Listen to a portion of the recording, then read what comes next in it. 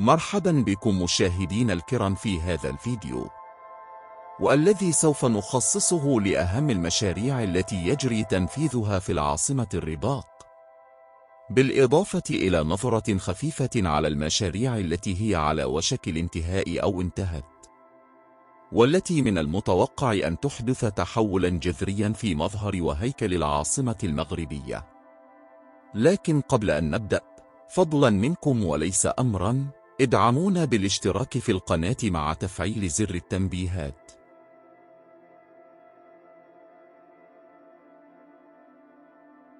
في السنوات الأخيرة خضعت عاصمة المملكة المغربية لتحولات جذرية من كونها مدينة إدارية هادئة إلى مركز متنوع ومليء بالحيوية. تسير العاصمة الآن على خطى العواصم العالمية الرائدة، وذلك بفضل إطلاق الملك محمد السادس في عام 2014 لبرنامج تنمية الرباط تحت شعار الرباط مدينة الأنوار وعاصمة المغرب الثقافية. يهدف هذا المشروع الملكي الطموح إلى تحسين وتجديد البنية التحتية للعاصمة المغربية بهدف جعلها واحدة من أبرز المدن العالمية. وقد بدأت ثمار هذا البرنامج الملكي تظهر بوضوح على مختلف الأصعدة، منها البنية التحتية والثقافية والمعالم التاريخية والحضارية. إن الرباط تشهد اليوم دينامية غير مسبوقة خلال السنوات القليلة الماضية، حيث شهدت تحسينات جذرية في البنية التحتية للمدينة، من توسيع للطرقات وتحسين وسائل النقل العمومي، إلى تطوير مناطق الترفيه والتسوق. تشهد مدينة الرباط تحولات مستمرة تجمع بين الحاضر والماضي، مما يجعلها نموذجا متميزا للتناغم بين التطور الحديث والتراث العريق. تعكس الرباط هذا التوازن بشكل ملفت للنظر أمام زوارها، سواء كانوا من المغرب أو من خارجه. يتجدد وجه المدينة سنويا، مفاجئا الجميع بتغييرات تثير إعجابهم وتجذب انتباههم. يتجلى هذا في النسيج الحضاري المذهل الذي يضم مشاريع ضخمة وأعمال الترميم، بالإضافة إلى المشاريع التي انتهت أو تقترب من الانتهاء. على ضفة نهر أبي رقراق يقف شامخا برج محمد السادس، والذي يطل على المدينتين التاريخيتين سلا والرباط، ويمتاز بارتفاع يقدر بنحو 250 مترا، وهو مكون من 55 طابقا. وقريبا منه، على نفس ضفة النهر في المنتزه الكبير، تم تصميم شكل هندسي معقد ورائع من قبل المهندسة المعمارية العراقية الراحلة زها حديد. هذا هو المسرح الكبير للرباط، الذي يشغل موقعا بارزا في منطقة تجمع بين صومعة حسن وضريح محمد الخامس، حيث يعتبر أكبر مسرح في إفريقيا والعالم العربي. المسرح يغطي مساحة قدرها 47 ألف متر مربع، وتشمل منها المساحات المبنية 27 ألف متر مربع، بينما خصصت 20 ألف متر مربع للمساحات الخضراء. وتصل سعة القاعة الرئيسية للعروض إلى 2000 مقعد، بالإضافة إلى وجود مساحة مسرحية خارجية تتسع لحوالي 7000 متفرج. في مجال النقل السككي، تميزت مدينة الرباط بإنشاء محطتي قطار مذهلتين. إحداهما هي محطة الرباط المدينة، والتي لا تزال قيد الإنشاء، والأخرى هي محطة الرباط أكدال، وهي أكبر محطة سككية في إفريقيا. تعد هذه المحطتان جوهرتان معماريتان وحضاريتان، تعكسان مكانة الرباط كعاصمة ثقافية وإشعاعية. تمثل محطة الرباط أكدال منصة متعددة الوظائف، ومركزا لتبادل وتسهيل وسائل النقل المتعددة داخل العاصمة. ومن ناحية أخرى، تعد المحطة الجديدة للرباط بنية لوجستية من الجيل الجديد، حيث تعتمد على نظام معلومات متكامل. تم تشييدها بتصميم معماري متميز يجمع بين الأصالة والحداثة، حيث تشبه بنية المحطة شكل غواصة. وتوفر هذه المحطة الجديدة وصولا مباشرا إلى الطريق السيار الذي يربط بين الرباط والدار البيضاء. تتيح هذه المحطة ربطا فعالا بين وسائل النقل المختلفة، وتلبي احتياجات النقل الحديث في عاصمة المملكة. في ميدان الرياضة، اقترب المسبح الأولمبي في مدينة الرباط الواقع بجوار المركب الرياضي الأمير مولاي عبد الله من الانتهاء. وقد وصل هذا المسبح إلى المرحلة الأخيرة من الإنشاء. يشغل المسبح الجديد مساحة تبلغ 12,700 متر مربع، وتم تغطيته بشكل كامل.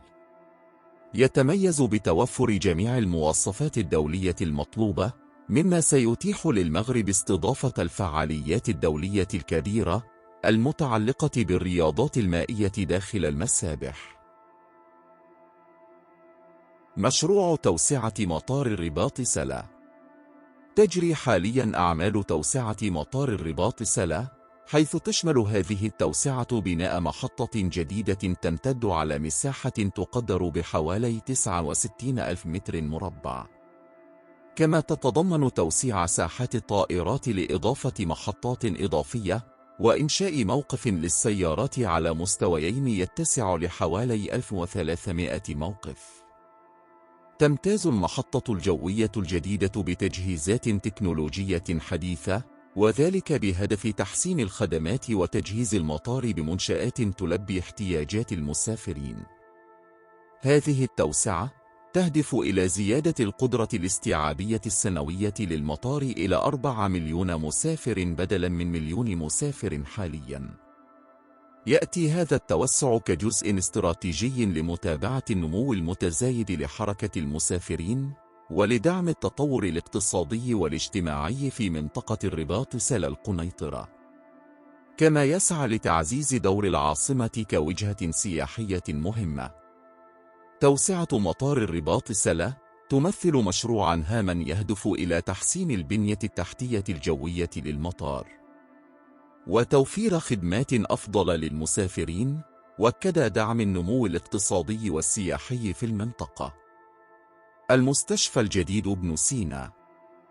تسير أعمال ورش بناء المستشفى الجديد ابن سينا وفقاً للجدولة الزمنية المحددة له، وهذا يعكس مستوى جيد من التنظيم والتقدم في المشروع. يعتبر هذا المشروع الضخم إضافة هامة لتعزيز الخدمات الصحية في منطقة الرباط سلا لقنيطرة.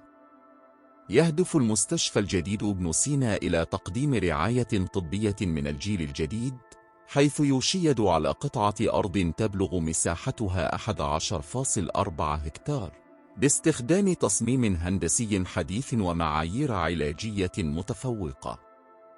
يتضمن المشروع برجاً عالياً يبلغ ارتفاعه 140 متراً، مكوناً من طابق أرضي و33 طابقاً فوق الأرض، بالإضافة إلى طابقين تحت الأرض.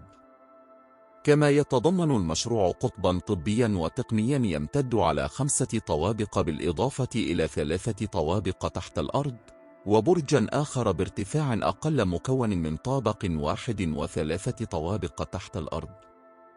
يتسع المستشفى لنحو 1044 سريراً، بما في ذلك 148 سريراً في وحدات العناية المركزة والإنعاش، مما يجعله مرفقاً طبياً ذو إمكانيات كبيرة لتلبية احتياجات المجتمع المحلي. ملعب الأمير مولاي عبد الله. يجري حالياً جهد مكثف لتطوير المجمع الرياضي الأمير مولاي عبد الله، حيث تم بدء عمليات إزالة المضمار الخاص بألعاب القوى بسرعة استثنائية. تم أيضاً هدم أجزاء كبيرة من المدرجات ليتم إعادة بنائها بتصميم جديد، إلى جانب إضافة مدرجات إضافية. سيتحول شكل المدرجات من دائري إلى مستطيل، مما يمكنه من زيادة سعة استيعاب الجماهير، والحفاظ في الوقت ذاته على مساحة كافية بين أرضية الملعب والمدرجات. عمليات التطوير هاته ستحول المجمع الرياضي الأمير مولاي عبد الله بالكامل، حيث سيصبح ملعبا جديدا بنية وشكلا. سيتم تحويله إلى ملعب كرة قدم حديث مغطى بالكامل، يمتد على طابقين ويتسع لحوالي 70,000 متفرج. سيشهد هذا التحول الهيكلي تطورا جذريا في مظهر ووظيفة المجمع الرياضي، ليتناسب مع متطلبات الرياضة الحديثة واستضافة الفعاليات الرياضية الكبيرة. توسيع شبكة ترام وأي الرباط. سيتم مستقبلا توسعة شبكة ترامواي الرباط إلى 23 كيلومترا، حيث سيشمل التمديد أحياء مثل حي الرياض وتمارا ويعقوب المنصور وسلة الجديدة، ومن المتوقع أن تستمر هذه التوسعة من 2023 إلى عام 2028. في مرحلة لاحقة سيتم تمديد الشبكة لمسافة تبلغ 21 كيلومترا، شاملة مناطق مثل أكدل والبستن واليوسفية والعييدة وحي الرحمة. هذه المرحلة من التمديد من المتوقع أن تتم في الفترة من عام 2025 إلى عام 2030. تأتي هذه المشاريع استجابة للزيادة في الطلب على وسائل النقل العام، حيث يهدف التوسع إلى تحسين توفير الخدمات العامة للمواطنين. هذه المشاريع المبهرة تشكل شغفا مستمرا لسكان العاصمة والمغاربة بشكل عام. وختاما أعزائي، فمن شأن هذه الاستثمارات الهامة أن تسهم في بلورة ملامح قطب ثقافي واعد، تشكل مدينة الرباط فضاءه الواسع، سيمكن دون شك من تعزيز صورة العاصمة كوجهة ثقافية بارزة، والرفع من الجاذبية السياحية. أعزائي المشاهدين، إن أعجبكم محتوانا لا تبخلوا علينا بالاشتراك في القناة وتفعيل الجرس.